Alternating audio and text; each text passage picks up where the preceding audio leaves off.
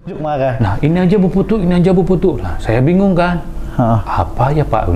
Ini aja yang jadi PIC untuk produksi pembuatan perhiasan. Kita akan bersinergi dengan SMK yang ada namanya jurusan Krialogam.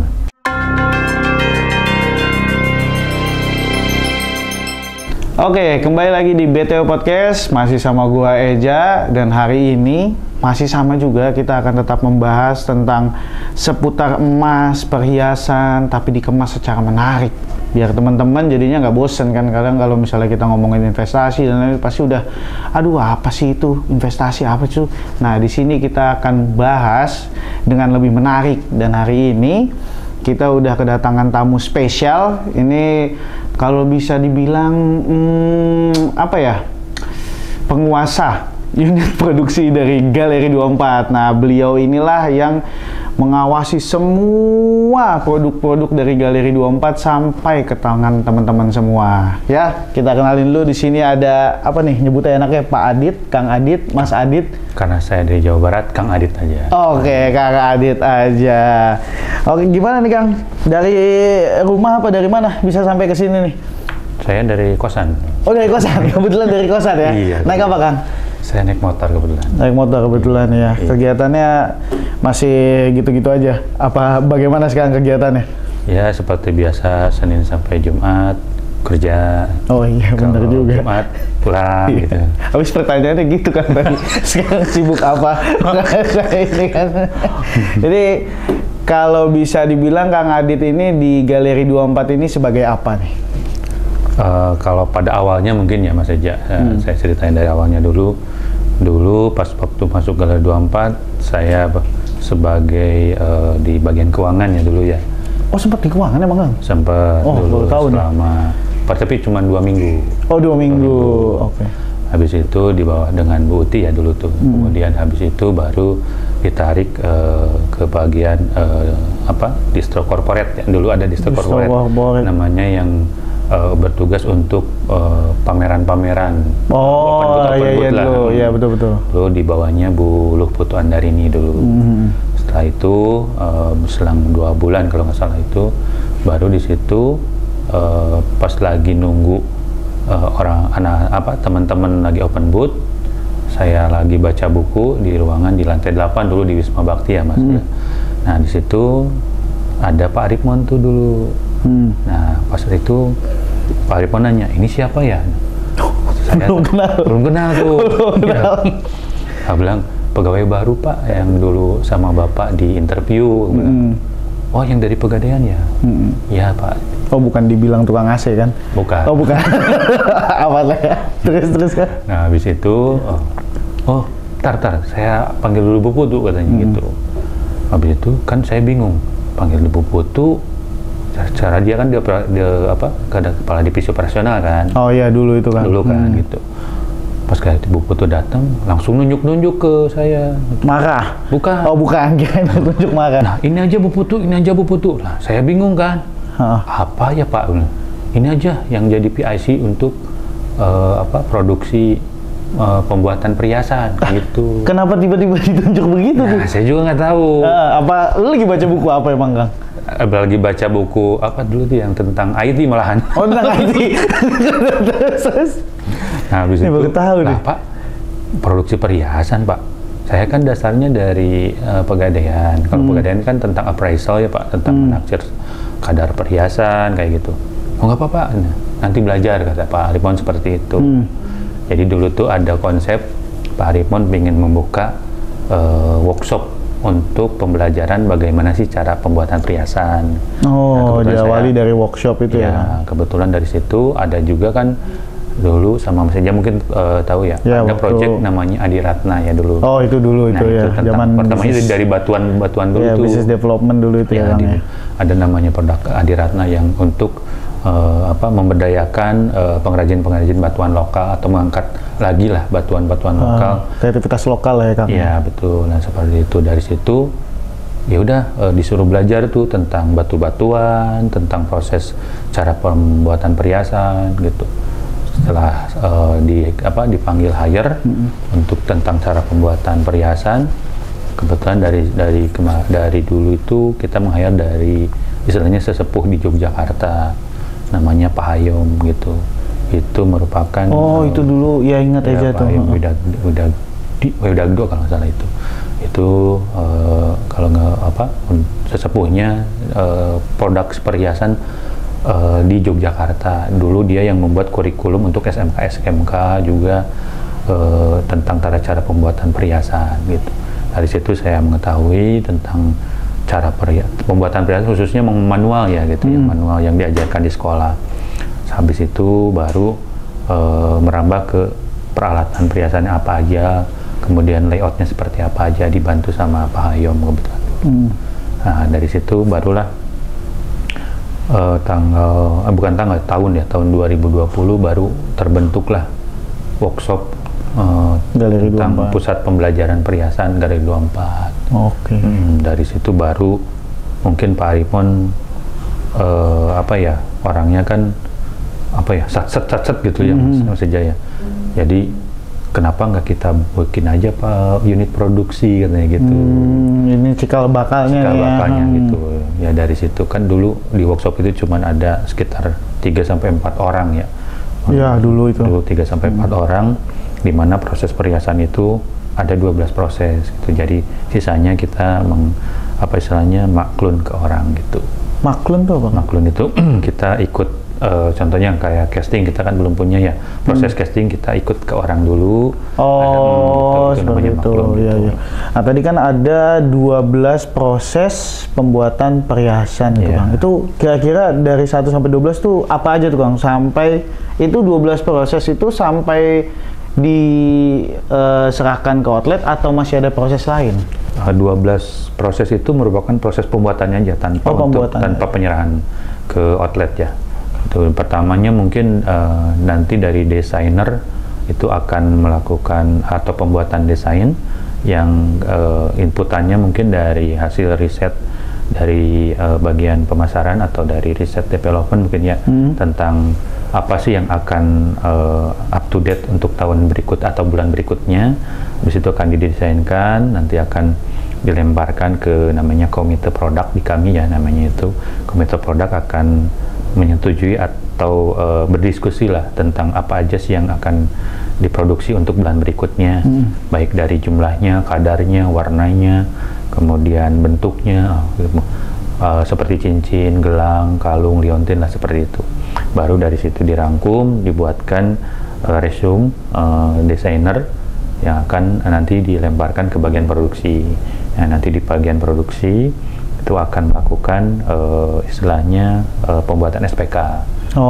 Pembuatan SPK itu setelah jadi akan dilemparkan, pertamanya itu untuk proses produksi perhiasan akan dilemparkan ke bagian namanya desainer 3D.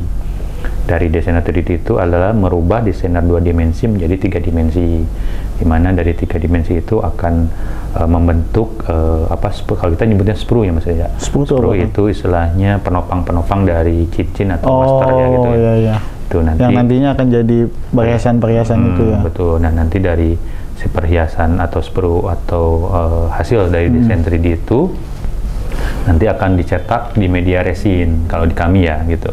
Media resin dengan printer 3D yang ada di kami. Setelah itu akan dilakukan QC terhadap hasil 3D tersebut, apakah sudah sesuai apa belum. Nah, apabila sudah sesuai, maka akan dibawa hasil dari 3D tersebut, operator 3D tersebut ke bagian molding karet. Jadi QC-nya itu 2 kali berarti Kang? Di setiap proses ada QC. Oh, setiap proses itu ada, jadi 12 proses itu ada QC-nya masing-masing, sesuai dengan prosesnya itu masing-masing ya Kang ya? Betul. Luar biasa ya berarti. Jadi dari molding karet itu akan istilahnya membuat mold itu cetakan ya Mas Eja. Cetakan di mana mold itu akan di-press di media karet, kemudian akan dibelah. Nah, nanti dari belah itu kan nanti akan ada cetakan dari master cincin yang dibuat oleh operator 3D. Nah, setelah itu barulah masuk ke proses berikutnya, yaitu wax injection. Wax injection itu di mana membuat media lilin. Ya, jadi mold itu diisi media lilin, sebanyak yang tertera di SPK. Contohnya cincin di SPK 25, berarti kita nyetaknya 25 pieces. Setelah itu hasil cetakan dari 3D tersebut di-QC lagi, kemudian dirapi-rapiin lagi lah istilahnya kalau kita sesuai dengan standar yang ada di kita. Setelah itu baru dibikinlah pohon lilin. Pohon lilin, itu yang nanti bakal disiram gitu kan? Ya, nanti akan diisi oleh cairan emas tadi. Cairan emas itu ya. Dari cairan lilin itu baru dilakukan proses berikutnya, yaitu penuangan cairan gipsum. Oh, cairan gipsum. Itu untuk apa kan? Tepung gipsum dikasih air, kemudian dimasukin ke dalam cetakan pohon lilin tadi. Itu tujuannya adalah untuk supaya dari pohon lilin itu keras, kemudian mengeras itu nanti kan akan dibawa ke oven tuh Mas. Nah, dari oven itu kan kalau oven itu oven khusus ya berarti? Oven khusus untuk perhiasan selama 12 jam gitu. Nah, kalau sifatnya lilin kan kena panas akan mencair tuh. Iya, digantikan nanti sama dari cetakan itu kan ada pohon lilin, nanti si lilinnya mencair dari cetakan dari tabung tersebut, tabung tadi dari pohon lilin akan membentuklah cetakan perhiasan yang udah dibentuk dari pohon tadi itu. Oh, jadi keluarnya udah bentuknya pohon emas itu jadinya ya? Setelah itu baru dibawa ke proses berikutnya, itu casting. Casting ini dimana mencampur emas, kemudian non emas, campurannya kalau kita nyebutnya alloy ya. Campurannya itu berarti setelah jadi atau sebelum jadi, yang cairannya itu kan, yang campurannya itu kan? Itu nanti kan proses oven masih tetap berjalan, kemudian kita tetap masukin emas sama non emasnya itu ke mesin casting. Setelah mencair baru si oven tabung dari lilin itu nanti akan diambil, kemudian dimasukin ke mesin casting. Oh, barulah di situ. Baru nanti sudah emasnya udah campuran udah cair, baru masuk ke tabung lilin tadi. Gitu. Oh, seperti maka kita cuci, angkat dari mesin casting, kemudian kita cuci si tabung yang dari lilin, yang isinya lilin tadi itu, udah yang sudah diisi emas ya saja. Nah, baru dicuci, barulah terbentuklah pohon emas. Baru gitu. Tapi tadi ada yang menarik kan, awal mulanya berdiri workshop sampai ke arah menjadi unit produksi ya sekarang. Yang tadi ada yang menarik itu adalah kajian yang dilakukan itu dengan Pak siapa tadi yang di Jogja itu kan tersebut yang mengikuti juga kelas-kelas yang ada di SMK, SMA. Nah, ini hubungannya. Tadi kan juga workshop ini kan sebagai ranah pembelajaran ya saat itu kan. Hubungannya si workshop ini dengan teman-teman kita di SMK dan di SMA ini apa kan? Ya, itu hubungannya mungkin kita ada dari Pak Direktur ya, Pak Arifon yang dulu itu kita akan bersinergi dengan SMK yang ada namanya jurusan krialogam. Oke. Selain krialogam juga ada namanya komunikasi visual ya. Kalau kita nyebutnya DKV. Jadi ada dua yang berhubungan dengan produksi perhiasan di SMK itu, jurusan krialogam dan jurusan DKV. Di mana jurusan DKV itu nanti larinya akan ke bagian operator 3D, desain 3D ya gitu, ataupun desain 2 dimensi bisa lah gitu. Yang kalau yang krialogam itu akan lebih kepada operasional di proses produksi perhiasan, khususnya di bagian rakit, poles, casting gitu ya gitu. Jadi dari Pak Direktur dulu Pak Arifon, kita bersinergi dengan SMK, di mana kan untuk kebutuhan dari SDM kita itu kan agak susah ya Mas Eja ya, untuk pemenuhan kebutuhan SDM untuk khususnya yang untuk proses produksi perhiasan. Maka kita membina dari SMK tersebut supaya sesuai dengan standarisasi industri. Kita adakan program namanya CSR. Ini hubungannya ke CSR juga ya? CSR. Jadi di mana CSR ini pada tahun 2020 itu sekitar hampir 15 SMK yang diberi bantuan oleh Galido 4 berupa alat-alat praktek ya.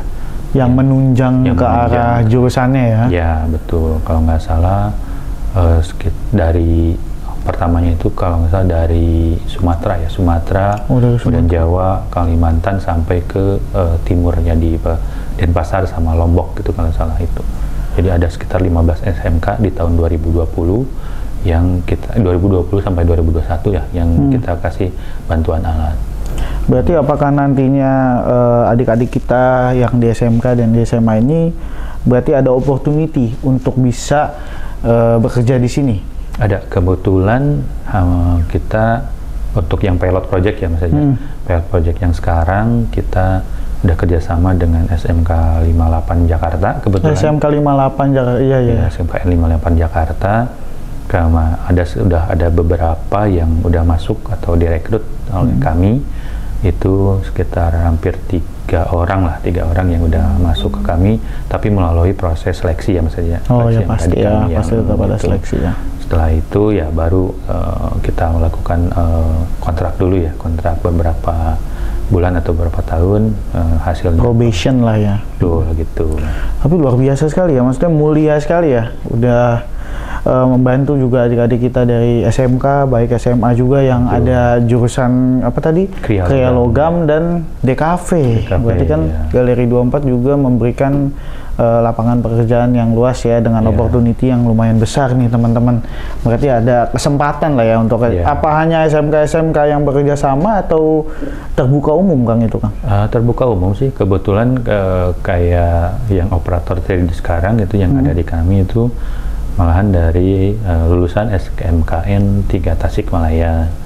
Itu ada 2 orang kebetulan. Jadi ya mungkin kedepannya kalau kita makin besar, mungkin dalam hal pemenuhan untuk SDM mungkin kita akan merekrut dari sana gitu. Luar biasa. Apalagi sekarang kan tahun 2023 ini masih program CSR kami setelah mereka dikasih 2022-2023 ya khususnya, setelah dikasih mesin alat praktek, kita juga kan nggak langsung lepas seperti itu ya Mas Jan. Nah, 2022 sampai 2023 ini kita lakukan pendampingan kepada mereka, istilahnya kami manggil instruktur untuk pengoperasian alat-alat tersebut, kan diajarkan kepada, bukan kepada murid kami ngajarin, tapi kepada guru-guru. Nah, guru-guru supaya kenapa? Guru-guru supaya membuat kurikulumnya untuk pembuatan atau mengoperasikan mesin-mesin tersebut. Nah, bila mana guru-guru tersebut istilahnya kan pindah atau pensiun ya Mas ya, kurikulum itu tetap ada dan bisa dilanjutkan ke guru-guru berikutnya. Tapi gitu. Kalau dari galeri sendiri ke ngajarin atau mengedukasi adik-adik kita di SMK atau SMA udah ada itu Kang? Ada programnya, kebetulan dari SMK 58 kemarin juga meminta kepada kami untuk mengadakan istilahnya kelas industri ya Mas. Malahan di SMKN 3 Tasik kalau nggak salah itu sama SMKN 58 itu udah dibentuk penjurusan, istilahnya kalau nggak salah dari kelas 2 atau kelas 3 itu akan dijuruskan bahwa minat dari anak tersebut di kelas 1 kemana sih, apakah ke desain, apakah ke rakit atau ke poles itu. Jadi nanti pada saat di kelas 3 akan diajarin tentang satu proses itu aja, supaya kenapa? Oh, jadi nggak terpecah-pecah ya, Kang ya, benar fokus gitu ya. Lah, kalau kita dulu di SMA mungkin IPA IPS gitu, bahasa gitu. Ya, gitu. Kalau di SMK mungkin itu gitu. Jadi pada saat keluar itu udah punya kemampuan satu proses yang sesuai dengan kelas industri. Berarti udah jelas gitu ya untuk adik-adik juga di SMA atau SMK juga jadinya lebih pede ya untuk bersaing dengan teman-temannya, karena jalannya udah jelas nih, mulai dari edukasi, pembinaan, sampai nanti ada opportunity lapangan pekerjaan di Galeri 24 itu sendiri. Oke, kita balik lagi Kang ke unit produksi ini sendiri. Tadi saya dengar dikit tuh adanya proses pembuatan pohon tadi terus menjadi perhiasan-perhiasan itu. Kalau untuk perhiasannya sendiri tadi kayaknya ada kalung, liontin, terus juga ada gelang, ada itu semuanya ada Kang berarti ya. Dan prosesnya masih manual atau gimana Kang untuk pembuatannya, proses pembuatannya sendiri? Kalau untuk perhiasan kalau kita nyebutnya semi manual ya Mas. Semi manual. Semi otomatis atau semi manual lah sama aja gitu. Jadi ada sebagian yang memakai mesin, tapi ada sebagian juga yang memakai istilahnya, karena kan perhiasan ini ibaratnya seni ya, gitu. Jadi orang yang pembuat perhiasan pasti tahu tentang seni pembuatan perhiasan, di mana lekukannya harus yang istilahnya halus atau kasar, atau yang ini harus kalau kita nyebutnya coakan ya, atau ada rongga lah gitu istilahnya itu. Nah itu yang harus dikuasai oleh operator-operator gitu. Jadi beratnya kalau pembuatan perhiasan itu emang benar-benar seni ya, emang benar-benar seni gitu. Seni yang dijual ya Kang ya. Ya betul gitu. Nah kalau untuk ini Kang, perhiasannya itu sendiri, itu apakah Galeri 24 sebagai unit produksi sudah melakukan riset apa yang digemari di masyarakat, habis itu baru memproduksi perhiasan atau seperti apa Kang? Mungkin itu nanti dari Departemen Pemasaran dan Pengembangan Produk ya, itu nanti akan mungkin karena kan kita ada hampir 80 distro ya Mas ya. Nah dari setiap 80 distro ini mungkin akan berbeda-beda ya untuk pasarnya, untuk pangsa pasarnya. Mungkin dari situ kalau kita gali untuk daerah tertentu modelnya seperti apa sih, kemudian warnanya, kadarnya seperti apa gitu. Tapi secara umum untuk di seluruh Indonesia itu bergeser ya, dari dulu kan 916 atau kita nyebutnya 22 karat dan emas 70% atau 16 karat itu paling digemari ya.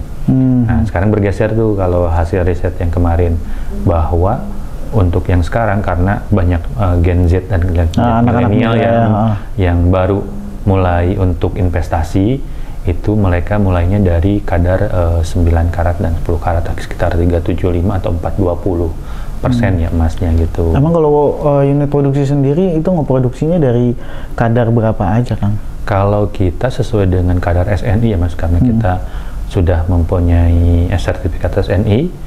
Oh sudah ada sertifikat SNI juga? Sudah, jadi produknya kita jamin sesuai dengan kadar yang tertera atau yang kita jual kepada masyarakat gitu ya. Itu kita mulai dari 8 karat sampai 24 karat. 8 karat itu berarti kalau sekitar 375 33 lah, 33,3 sampai 37,5 bisa seperti 8 atau 9 karat itu. Kalau tadi kan kita ngomonginnya perhiasan aja nih Kang. Kalau unit produksi sendiri itu ngeproduksinya hanya perhiasan aja atau ada yang lain Kang? Kebetulan di unit produksi kami, karena produk kami kan ada namanya bukan, kalau saya sebutnya minted bar ya. Minted bar itu kita nyebutnya dari 100 gram ke bawah denomnya. Kemudian ada yang gold bar. Gold bar itu dari 250 sampai 1000 gram. 1 kilo ya? Iya, yang 1 kilo. Kita ada unit produksi itu juga kebetulan. Bahkan mungkin ada juga unit produksi untuk pemurnian emas saja. Oh, gitu. Berarti banyak juga ya skup lingkupnya yang ada di unit produksi ini untuk memenuhi kebutuhan dari outlet-outlet galeri itu sendiri ya Kang? Iya, betul. Berarti udah sesuai dengan pasar juga apa yang diproduksi oleh unit produksi Galeri 24. Betul. Gitu. Kalau untuk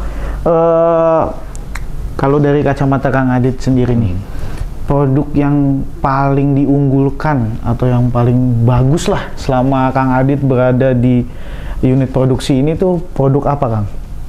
Kalau menurut Adit sih dulu ya, yang waktu zaman masih workshop ya Mas ya, yang itu mungkin ada tujuan mulia ya, ada di baliknya, yaitu untuk melestarikan batuan-batuan lokal itu mungkin ya. Yang pertama kali saya buat itu sih yang namanya Adiratna itu yang paling berkesan maksudnya. Kalau Adiratna ya. Dulu kan sama saja mungkin ya dulu di product development ya, dari sisi konsepnya seperti apa, kan ada tujuan mulia untuk mengangkat pengrajin-pengrajin batu lokal gitu kan, untuk bisa bersaing di internasional mungkin, itu sih. Kita menjadi medianya lah Kang yang membantu saudara-saudara kita. Bahkan dari desainnya juga kan kita etnik kan, mengambil dari etnik-etnik Indonesia yang dihubungkan dengan batuan lokal Indonesia. Gitu. Iya itu sih. Itu sempat produksi apa aja Kang ngolah Adiratna itu? Dulu sempat ada 2 series ya yang udah diproduksi itu kalau nggak salah. 4 series kalau nggak salah. Maaf, 4 series ya. Kalau nggak salah itu dulu kita pakai batuan Sungai Dareh ya. Kalau ada dari Padang dengan desain perhiasannya itu dari Jambi, etnik Jambi ya gitu. Kemudian dari Kalimantan kita ngambil batuan, kalau orang awam nyebutnya kecubung ya gitu. Batuan kecubung. Kemudian etnisnya itu etnis Kalimantan juga, Dayak gitu. Oh berarti banyak ya Kang? Iya itu, tapi cuman mungkin karena kita bergeser ya, karena sekarang ada banyaknya massal sama mungkin custom, ya, itu mungkin produk signature kami ya mungkin kedepannya itu Adiratna itu. Apa itu nanti akan muncul itu Kang, Adiratna ini nanti ke depannya? Kita tunggu. Kita tunggu saja, kita tunggu aja teman-teman. Nah, mungkin ini Kang, untuk yang dihasilkan dari unit produksi Galeri 24 ini, apa sih keunggulannya? Mungkin ya kalau kita ngebandingin dengan kompetitor, itu pasti ya berbeda-beda ya Mas Eja ya. Cuman dari kami, karena unit produksi merupakan supporting bagi pusat Galeri 24 yang mempunyai tagline beli emas tanpa was-was. Jadi kita akan menjaga tagline tersebut dengan cara menjaga kadar yang akan kita jual kepada masyarakat. Kualitas ya. Yaitu dengan kita sudah mendapatkan sertifikat SNI, produk emas, yaitu 880/2020. Kemudian dari sistem. Oh itu ISO ya? Bukan, itu untuk produk Mas. Oh untuk mutu apa? SN itu untuk produknya. Mutu. Nah, kalau untuk mutunya, selama sistem prosesnya, sistem manajemen mutunya ya itu kita udah mendapatkan sertifikat ISO 9001. Kemudian kalau unit produksi di tempat-tempat manufaktur khususnya pasti harus sudah mendapatkan ISO 14001, yaitu tentang manajemen lingkungan, bagaimana unit produksi tersebut menjaga lingkungan sekitar ya, supaya tidak tercemar. Kita alhamdulillah sudah mendapatkan juga. Kemudian yang ketiganya, kita juga sudah mendapatkan ISO 45001 tentang K3, di mana agar karyawan yang bekerja di Galeri 24 khususnya di unit produksi itu merasa aman, tenang, dan sehat gitu, dijaga. Berarti unit produksi Galeri 24 nih udah bukan menjadi penyumbang yang kesayangan lagi polusi nih Kang. Ya. Ya berarti udah nggak ada tuh, kita udah menjaga lingkungan ya secara baik dan benar ya Kang ya. Mungkin pertanyaan terakhir nih Kang, kira-kira pendapat Kang Adit untuk kedepannya. Ya. Nih, impian Kang Adit untuk kedepannya untuk galeri dan unit produksi ini apa Kang? Untuk kata-kata penutup. Mungkin kedepannya karena kita udah ada fundamental ya, yang udah ada sekarang ya, seperti tujuan dari Pak Arimon ya. Jadi untuk perhiasan ini kan namanya mulia ya. Iya. Istilahnya mulia. Jadi istilahnya dari unit produksi atau adanya Galeri 24 itu bisa memuliakan orang-orang sekitar, baik karyawannya, masyarakatnya, masyarakat yang berhubungan dengan kita, dengan Galeri 24 ataupun dengan vendor-vendor yang bekerja sama dengan kita gitu. Istilahnya mulia itu kan luas ya artinya itu. Iya. Istilahnya dari bisa lebih besar dan bisa lebih mensejahterakan karyawan dan masyarakat gitu. Juga mungkin bisa membantu mengedukasi masyarakat juga. Betul, pastinya ya Kang ya. Gitu. Wah luar biasa nih teman-teman, sampai terkesima saya dengerin ya. Luar biasa ini. Sebelumnya makasih Kang Adit, mungkin nggak berasa ini hampir 30 menit lebih kita ngobrol. Banyak sekali edukasi yang bisa kita dapat dari sini, mulai dari proses perhiasan, juga tadi adik-adik kita, teman-teman kita yang di SMK SMA, ayo ini Galeri 24 juga mendukung dengan adanya program-program CSR juga ya Kang ya, dan membantu lapangan pekerjaan. Ayo kita sama-sama memuliakan apa yang kita jalankan ya untuk kedepannya ya Kang ya, untuk dapat mengedukasi perhiasan yang tidak membosankan lah Kang ya. Sebetulnya seru kalau kita bahas lebih dalam lagi. Cuman makasih Kang Adit untuk waktunya, udah datang ke sini, udah ngebantu mengedukasi. Apa lagi? Nanti mungkin penasaran ya pemirsa mungkin yang nanti mungkin ada satu produk lagi mungkin yang akan dibahas. Oh selain Adiratna nih? Ya, itu nanti kan akan ada namanya custom perhiasan atau custom minted bar. Custom minted bar? Ya, istilahnya dari customer pingin, contohnya wajahnya pingin ada di emas tuh. Oh, ataupun bentuk cincinnya sesuai dengan permintaan customer nih, ataupun itu juga di unit produksi juga ya Kang ya. Nah, mungkin itu nanti kita bisa bahas selanjutnya ya. Wah menarik itu. Ada berarti masuknya itu apa Kang? Siluet. Itu kalau kita pingin wajah kita ada di emas, ya namanya siluet. Kalau di perhiasan bisa juga Kang? Bisa, gitu. Nggak kekecilan itu Kang? Nanti tergantung medianya, apakah kalau kita kemarin medianya liontin. Oh oke, kalau liontin bisa agak besar ya. Kalau di cincin kayak gitu? Cincin mungkin kecil ya, nggak bisa ya Mas. Tapi pasti unit produksi Galeri 24 bisa ngebuat khususnya dong ya. Cincin itu hanya dia yang punya tuh bisa gitu. Bisa. Nah, itu mungkin kisi-kisi untuk podcast berikutnya ya. Oh iya benar tuh nanti untuk custom ya. Oke deh kalau kayak gitu, makasih Kang Adit. Ya, Jangan lupa juga untuk teman-teman semua para sahabat emas Galeri 24 untuk nge-share. Jangan lupa juga nanti lanjutan podcastnya untuk yang selanjutnya di custom. Itu akan update juga di Instagram kita. Jangan lupa juga share, like, dan subscribe ya teman-teman. Oke, makasih teman-teman semua. Bye-bye.